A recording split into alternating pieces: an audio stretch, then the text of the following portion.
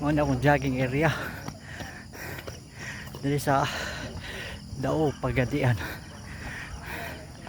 Nag-start ng jogging May 14. Akong kilo sa May 14 74.6. Karon July 6. Kaluyan ra.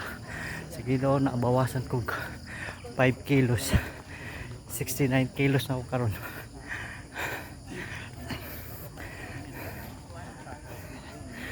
Seven rounds ko ani. Continue jogging. 7 rounds. Paniwang ta para gaan sa lawas.